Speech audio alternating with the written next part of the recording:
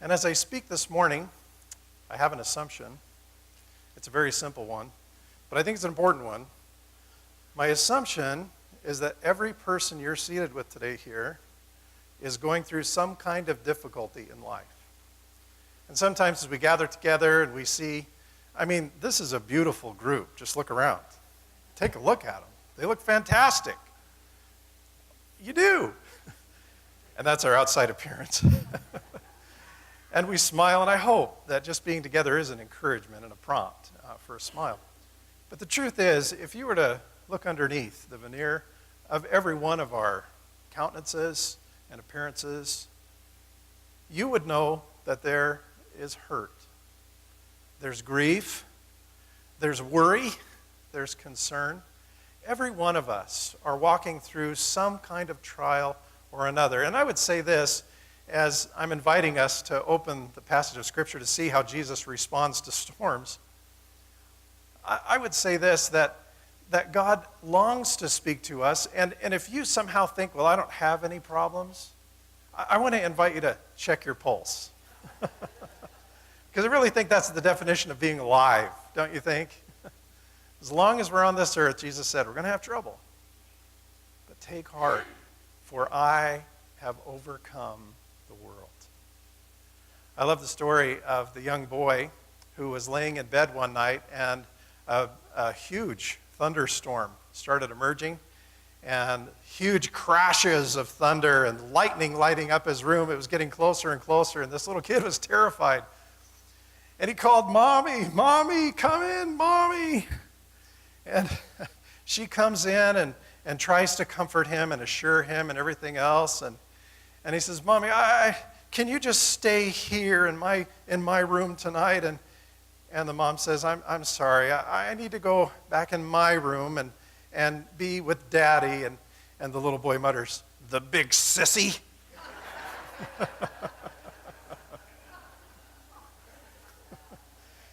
If there's one thing that I want to reassure us about with regard to our trials, with regard to our temptations, with regard to our fears and our storms, it is simply this: we are not alone. I'm going to read this account of Jesus approaching us in the midst of our fear. In fact, you'll notice they don't even recognize that it's Jesus walking out on the water. And I want you to notice how Jesus enters. One, he enters in the fourth watch of the night, which is like 3 to 6 in the morning. Isn't that how God works sometimes? It's not until the darkest hour. And we think, Lord, this trial is enough, right? He waits until the fourth watch of the night. And he also comes triumphantly. And I just want us to notice that as we open this, that Jesus is walking on the water, and the water literally represents the danger here. Wouldn't you agree? And that's the authority of God. He is above the things that we're concerned about today. He literally walks on the water. Will you please stand with me as you're able, as we remember the importance of God's written word to us, as we desire so much to hear from God's living word through his written word. Immediately, Jesus made the disciples get into the boat and go on ahead of him to the other side while he dismissed the crowd. After he had dismissed them, he went up onto a mountainside by himself to pray. Later that night, he was there alone, and the boat was already a considerable distance from the land, buffeted by the waves because the wind was against it. Shortly before dawn, Jesus went out to them walking on the lake. When the disciples saw him walking on the lake, they were terrified. "It's a ghost," they said, and they cried out in fear. But Jesus immediately said to them, "Take courage, it is I, do not be afraid." And if we long for the word of God to speak to us, is this a word you need to hear today? Take courage, it is I, don't be afraid. I love this response, and I wonder if we could give this kind of response too. "Lord, if it's you," Peter replied, "tell me to come out to you on the water." Don't you love his faith? "Come," he said. You recognize those words? This is Jesus' call all the while. Come. Come follow me. "Come," he said, Then Peter got down out of the boat, walked on the water, and came toward Jesus. But when he saw the wind, he was afraid, and beginning to sink, cried out, "Lord, save me." Immediately Jesus reached out his hand and caught him. "You of little faith," he said, "why did you doubt?" And when they climbed into the boat, the wind died down, and those who were in the boat worshipped him, saying, "Truly you are the Son of God." And I suppose if that doesn't show him, I don't know what will. This is the word of God for the people of God. Please be seated. Teresa and I felt very privileged to be able to visit what is known as the Sea of Galilee this past summer. But I have to tell you, we were surprised by a couple of things as we walked up to this body of water. One, when we pictured a sea, we pictured a raging ocean, because we're familiar with the stories, not only this one, but one other in the Gospels, where a storm kicks up on the Sea of Galilee, and we can see that the disciples are a little panicked. In the other time that this happened, Jesus was asleep in the boat. And they're saying, "Jesus, don't you care about us?" You remember that as well. And so we were picturing this raging water and this huge ocean-looking thing. But actually, when you approach it, the first thing that struck us is simply the fact that it's very small. It's only about 13 miles wide, 13 miles long and 8 miles wide. You get to thinking about that. You know, when you get there, you could just see the other side, especially on this northern part where it's narrow. And you just think, now hold on a minute. This really changes my picture of what this scene looked like. The disciples being panicked in the middle of a boat in the middle of the night. And the other thing that really surprised us is, I can't tell you that. I just remembered. Sorry. Never mind. We'll get to that in just a second. But this really surprised us that, there's something else, but I don't remember what it was. Oh, well, it's gone. I did stay up until 1 in the morning. I just want you to know. And I'm really not glad I did. Really, I tell you, I'm just really not glad that I did. Well, we got there, and we were thinking about this storm, and our guide told us something. He said, "Don't worry. This happens on every warm day." And he explained how there's the mountains there and how the wind from a certain direction interacts with the heat and these pillars of heat. And he says, "Don't worry. By this afternoon, you're going to see some waves." We thought, right. We did. It was amazing. This is a boat that we got to take on the Sea of Galilee. And I don't know if you can notice it really. It's hard to picture wind. Have you ever noticed that? It's hard to just capture that with your camera. But right there are the Israeli flag and the United States flag. Do you see how blown they are right there? I mean, this wind was huge. And what I didn't photograph, because it just didn't seem very biblical, is that there are tons of windsurfers. You just don't picture that on the Sea of Galilee. But I'm telling you, people just live there, and Jerusalem's a city, and it's just a different experience. But there's windsurfers everywhere. And I almost had to time it to try to get them, there's one right there, get them out of the picture. But let me tell you, they are cruising along. And then the other thing that happened, so sure enough, this wind kicked up and the waves kicked up. The other thing, though, and this was our comfortable boat, and I've kind of always pictured this as the kind of boat Jesus was on. Doesn't it look kind of rustic and, you know, it's not a cruise line or anything. But I just pictured, I guess, something like that. Until we went to this museum the next day and saw the only boat that they believe was from the first century. It's been recovered. It's really an interesting thing. It's called the Jesus boat, and it's incredible what they did to restore this boat. But, there we are, by the way. One more vacation slide. If you want to see our vacation slides, we invite you Wednesday. But we want to tell you, no man has greater love than this, that he watch his neighbor's vacation slides. So don't feel any obligation. But I love how that guy photobombed us. I just had no idea that guy was cuddling up to my wife like that. There he is in the back of the boat, just totally photobombing this one picture we got with no windsurfers in there. But there it is. This is the Jesus boat by contrast. And the thing that just struck us is how tiny it was. You can see some scale with some people standing there behind it. And I just thought, I would not want to be out on those waters toward the end of the day as this wind kicks up and through the night on that kind of a boat. I suddenly realized, wow, this really would have been a scary thing. And for me, it put into perspective what Matthew 14:22 says. It says that Jesus made the disciples get into the boat. In fact, in the King James Version, you'll read, he constrained them to get into the boat. In this passage, I see Jesus leading his disciples to follow him and go deeper in their faith. And I see him inviting us and inviting them to three things. One is this: uncomfortable obedience. It's really clear to me by the way that Matthew captures these words that this was a very uncomfortable thing for Jesus to ask them to do. Get into the boat. He made them get into the boat. I mean, after all, these are mostly fishermen. They know when it's not a good idea to get into a boat in the middle of the night. And I wonder what they were thinking long about the third watch of the night. Where is Jesus, by the way? He made us get into the boat. He didn't get on the boat, and he sent us out here onto these stormy waters. Do you ever feel that way? Lord, where are you? Here I am, feeling very alone.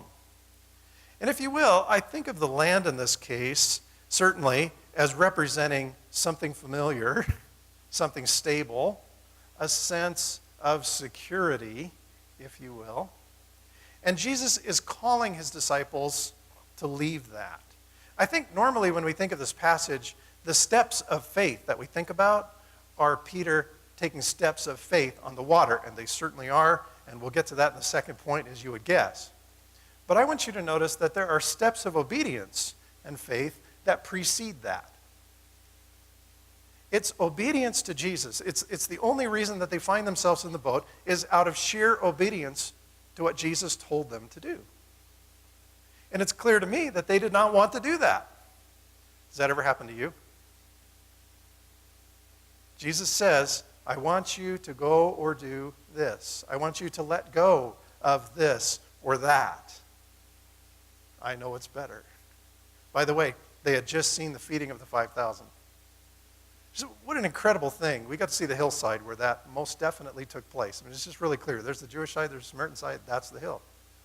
And you think about that, you know, it just makes you really vividly picture what that scene must have looked like with all those thousands of people being fed by this little snack box. When God does something great in our life, I'm convinced that it isn't just to wow us. I think it's to call us to another level of obedience. When he shows us something, it's not because he needs to show off. It's right on the heels of feeding the 5,000 that this miracle happens. But get this, they're not going to see the miracle unless they get off the land and get into the boat. And so many times, we need to take the steps of obedience, and all the disciples take these steps of obedience. They all get in the boat. We need to get in the boat in order later for God to tell us to get out of the boat. And we're not going to experience what God has planned for us if we're unwilling in the first place to get in the boat because we think we have a better idea. I mentioned in this service that change is hard for us, and it's hard for us. You know, for a lot of people, just coming to church is a step of faith, an uncomfortable step of faith. And sometimes we forget that. I remember that feeling, not growing up in church, and stepping into a sanctuary. It was a scary thing to do, and sometimes we forget that that's a scary thing to do. Now, of course, God calls us beyond the safety of this boat, doesn't he? But in some ways, you can't get out of the boat until you get in the boat. I want to ask you a question and just invite you to reflect on this perhaps through the day. The question, and there's room in your notes to write down however you feel impressed, whatever you want to write down. but would you follow Jesus anywhere? Just invite you to take note of that question. And perhaps in the balance of your Sabbath day-to-day of reflection and prayer or conversation with others, would you follow Jesus anywhere? And this is a literal question. You know, if the church is a boat, all of its passengers must row. That's a quote from Milton Trueblood. And let me say what I think that means. We're all called to give and sacrifice and serve and do. We're not just called for the pleasure cruise like Teresa and I went on. We're not called to be spectators and observers. We're called to service. And in some way, I just think of that as a further step of obedience. And many times, an uncomfortable step of obedience. I can't tell you how many times I get the impression from people that they just kind of look at the ground and kick the dirt and say, shucks, you know, God couldn't use me. I don't have any real gifts. And I want to say that that's a false humility, because God says he equips and calls every single person for his purpose. Did you know that? Would you turn to someone next to you and would you tell them this? Because it's true. You are gifted. You're gifted. And thanks for using your gifts. You're gifted. It's a false humility to say, God doesn't want to use me. God doesn't want to take me further out of this boat to do something for him now that I've uncomfortably gotten in. He doesn't want that because he couldn't use me because, you know, it's a false humility. True humility, by the way, just extra, this is free. True humility is owning our weaknesses. We all have them. False humility is denying our strengths. True humility is a willingness to say, I have failed in this area or that area. I've come up short. And that kind of confession, that kind of being honest with people is necessary. And that's where real fellowship happens, to say, you know, I'm weak and I need you. I need your prayer. I need your accountability. I need your help. That's true humility. False humility is saying, I'm not good for anything. God made you great for a lot of things. You just need to know that. He says, come. He says, I've got something for you to do. I want you to get in this boat. This is my church. I need you. Come. And so I want to ask you, would you follow Jesus anywhere? You know, we're here in a comfortable boat this morning, but we realize that there's some other life rafts plotted around this campus right now where there's junior hires in the room, senior hires, there's elementary kids over there, there's some preschoolers over here, there's a nursery over here. It's one thing to say, yeah, I'd follow Jesus anywhere, but would you follow Jesus into the nursery? I was talking to our education clerk a few days ago, and it was almost as if she wanted to preach that message. And so I thought, that's true. If I say I'd follow Jesus anywhere, would I follow him into the nursery? And she said, the ministry, now I think she's right. If you can think of how she's wrong, I want to know, but I think she's right. The single ministry, the one ministry that we do as a church that requires the most and the greatest number of volunteers is children's ministry.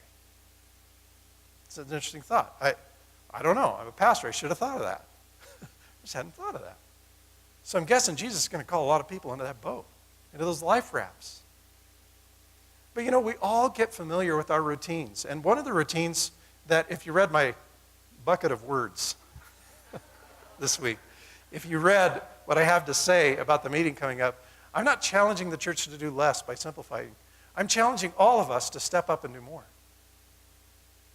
It's a routine, it's a pattern, it's a habit perhaps, to just come to service 1 hour. And it's something that's become really well ingrained in the life of the church. I want to invite us to more. I want to free us, not for the sake of getting an extra nap so we can watch more football. That's not the reason. I want to free us to passionately follow Jesus as he uncomfortably continues to call us to step off land and to embark on a different journey. Second thing I think Jesus is calling them to, unprecedented steps. So, of course, they do get in the boat. It's getting late at night. There's wind. There's waves. Jesus approaches in the storm that's being tossed by the boat. They don't recognize him. When they do, Peter calls out, "Well, Lord, if it is you, tell me to walk out to the water to you." I just love this picture of boldness. See, Peter, I think he gets a bad rap because, as we all know, he becomes this negative example. He becomes this example of what not to do when he takes his eyes off of Jesus and puts it onto the circumstance and he starts sinking. And you're probably thinking, well, yeah, right. I mean, okay. That's probably going to find its way in the third point of this sermon, and it will. You know that part of it. But I don't want you to miss the fact that Peter is the only one of the 12 with the courage to try it. And by the way, the Sea of Galilee is a really familiar place to Peter. Peter and Andrew, brothers, were called at the Sea of Galilee. It's a very special place for him. This is the place that Jesus says to him the first time, "Come." And I wonder if that word just seems so familiar as Jesus saw him, not on the bank this time, but on the water, saying, "Peter, come deeper with me. I've called you once and you obeyed. Now take another step. Come. Come and follow me into something that is completely scary for you. Something that's going to be hard for him to be willing to do. Come." You know, the Sea of Galilee also happens to be the place where Jesus soon, in his resurrected form, will appear to Peter on these same banks and reinstate him. And it just tells me something about failure. You know, sometimes we don't think that there's anything great for us to do for God because of our failure, because of the times that we've blown it. Peter, the chief apostle, has denied Jesus 3 times in Jesus' greatest hour of need. He's being crucified, and he says, "I don't know him. No, I'm not with those Galileans. I don't know Jesus." 3 times he denies him. And yet 3 times Jesus looks him in the eye at the same place where he called him to follow him. He says, "Peter, do you love me?" "Yeah, I love you." "And come and follow me." But he answers in a different form of the word love. You know this whole story. "Peter, do you love me?" And Peter answers on a little deeper level. "Yeah, I love you." And Jesus says, "Go feed my sheep. I got something for you to do." And I don't know if Peter can even accept that. And so he asks him a 3rd time, "Peter, do you love me?" And he finally uses the same word for love that Jesus uses, the sacrificial love and agape love. He says, "Yes, I love you." And I think so many times that the barrier for us, the water and the waves, are this lack of faith that Jesus truly does forgive us. That as we come to him with all of our heart, as we seek forgiveness, and we count on what Jesus did on the cross, no matter what years are lost, no matter how many times we didn't get out of the boat when he told us to, he lets us start over. And his voice is still the same. And his message is still the same. Come. Now Peter's not only seen the miracle of the feeding of the 5,000 and the walking on water, but now he's truly changed because he's experienced the risen Christ personally speaking to him beyond the grave. And when God speaks to your heart, I'm convinced that you know it. And it's life-changing. And Peter, this one who's been so impulsive and so reckless, "I'll walk on the water," cuts off the soldier's ear and everything else, becomes the leader of the apostles. And Jesus says, "Upon your confession, I will build my church, and the gates of hell will not be able to stand up against it."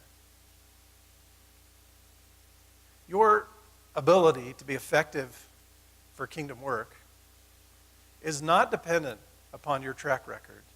It's dependent on your trust in Jesus Christ. And it takes a lot of trust to get out of a perfectly good boat. You know, they didn't want to get in this boat. But now that they're in the boat, let's face facts, well, it is a boat. Stepping on the water is an unprecedented move. Peter's never stepped on water before. And the question that I want to ask us is this: what risky step is God calling you to take? Because I'm confident that God continues to offer the same calling. This isn't just for people who are still on the land, who maybe don't understand the crucifixion or haven't yet received forgiveness. I think this is for people who are in the boat, people who are already there, maybe people who are already oaring. What is it that God is calling you to next? And are you open for it? Are you willing? It's going to be costly, and chances are it's going to be scary.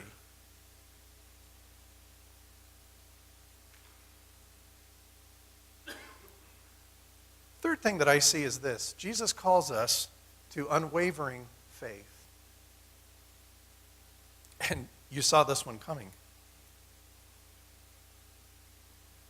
Oh, you have little faith, keep your eyes on me, okay? This really is, I think, the most memorable part of this whole account, is that Peter takes his eyes off of Jesus and he starts to sink. Oh, how we can relate to poor Peter. When we are walking in obedience, when we are taking steps, when we are moving outside of our comfort, when we're sacrificing and doing and serving, when we're going into new territory, when we're willing to accept whatever God is calling, and we move forward, we must continue to keep our focus on Jesus. It's not enough that we said yes 3 years ago. It's not enough that we said yes 3 weeks ago. It's not enough that we said yes 3 days ago. We're to have an abiding and living relationship with Christ, leading us now and leading us today to continue stepping forward. If the land and the boat represent security and safety, I think the waves not only represent danger and uncertainty, I think they represent distraction in this case. Do you see that? I thought of that differently this week than I think I have before. Obviously, the water is the enemy because he can drown. They don't want the water in the boat. They don't want to sink. Stepping out on the water, that's the obvious danger. There's that. And so it's a danger, and it's the trouble that we're in. But I also am thinking of it differently as a distraction. Because Jesus' clear message to Peter is this: keep your eyes on me. Of course there are waves. Of course there's wind. Of course. I've got this. Keep your eyes on me. And if there's one thing that I think is so difficult for 21st century disciples, it's to keep our eyes on Jesus in the midst of incredible distraction. So we not only have the troubles of the world that people have had for ages and ages and ages, I just think we're bombarded with incredible distraction. Don't you? I didn't time how long the football game took last night. Did you? I mean, I don't know if I want to know. I was out and busy until the fourth quarter, and so I didn't watch till the fourth quarter. But even when I turned it off at 12:45 a.m., I thought, what did I just do? I think I'm supposed to preach tomorrow. What am I doing? So tired. And isn't life just kind of that way? There's so much crowding for our attention, so much crowding for our affection, so much crowding going on. And many of the things that we're involved with are great things, and they're probably even things that God calls us to be involved with. But it ceases to be obedience when we take our eyes off of Jesus and start putting it on everything else.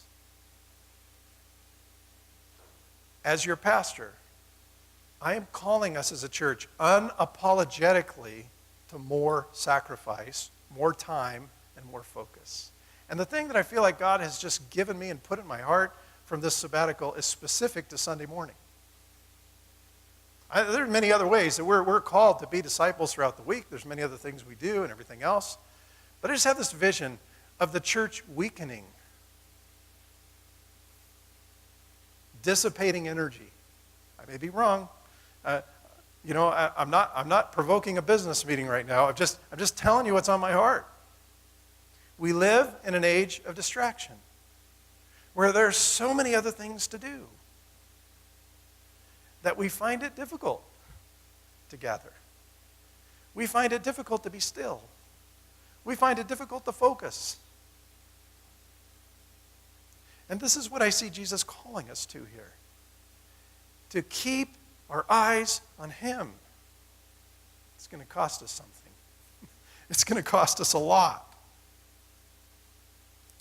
Do you ever get so focused on the storm, whether it be challenges or difficulties or amusements and distractions, that you lose sight of Jesus Christ, the water walker? That we no longer can hear God speaking to us above the roar of our lives? I have to say, turning off the television, it wasn't a really satisfying feeling, and it's not just because my team lost. Does anybody ever turn off the TV after watching it for 3 or 4 hours and think, man, that was awesome. I can't wait to do this on Wednesday night. There is more. There is more.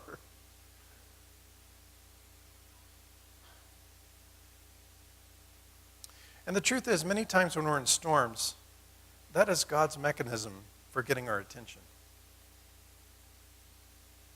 Sometimes when the waters are really calm and life looks really easy and we're just kind of, sunbathing on the Sea of Galilee, God has to make an appointment. We're just not tuned in sometimes. Pain is God's megaphone. C.S. Lewis said that. I wish I would have said that. I think that's a great line. Pain is God's megaphone. And as Jesus approaches them, he says 3 things. Take courage. It is I. Don't be afraid. And I want to point out, as Jesus says, it is I, that he is giving the most comforting phrase that any Jewish believer could possibly receive. Because that phrase, it is I, in the original language literally means, I am. I am that I am. It's actually the same phrase that God uses when he speaks to Moses on Mount Sinai. And the problem with the children of Israel is really not their lack of understanding about what God could do, nor is it their lack of understanding on the boat. They just saw a huge miracle. Children wandering in the desert have seen huge miracles. Their problem is not that they don't know what God can do. Their problem is they forgot who God was. They'd have some ways of their own. They'd been in slavery. The patriarchs were dead. And God said, tell them this, Moses. I am that I am. Because if they know who I am, they will know what I can do.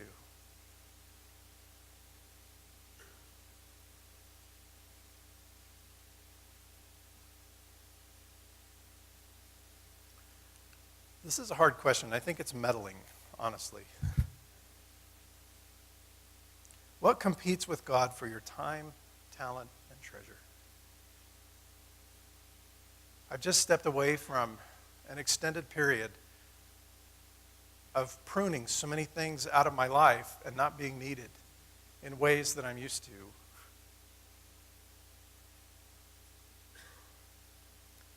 And I come out of it with this great sense, and I know this is really cliche, Jesus is all that I need. Some of you who know me and know that I struggle with overcommitment and making my life complicated. This is true confession. I know this is a shock to many of you.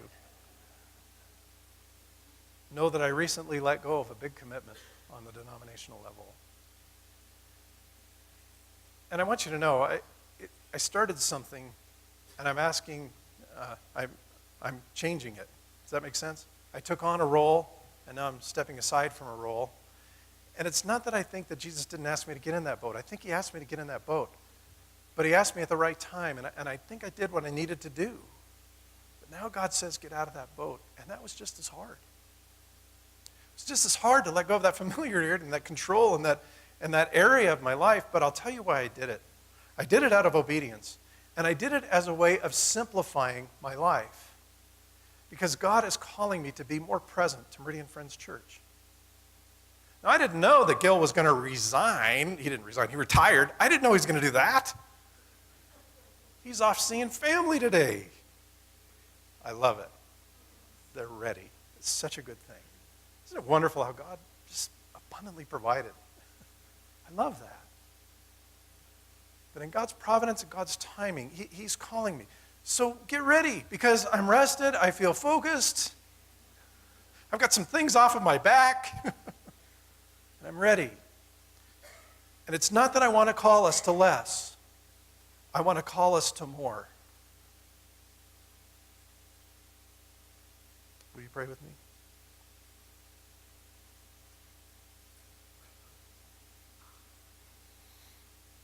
God, you alone are our refuge and strength. You alone are our ever-present help, both in trouble as well as in times of peace.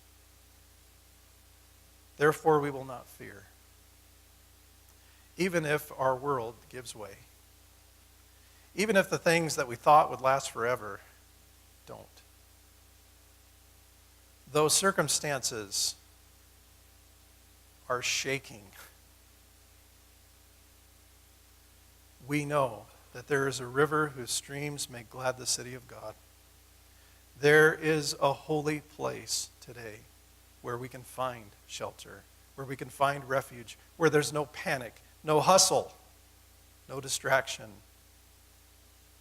That place where the Most High dwells. Your kingdom, Jesus, will never fall.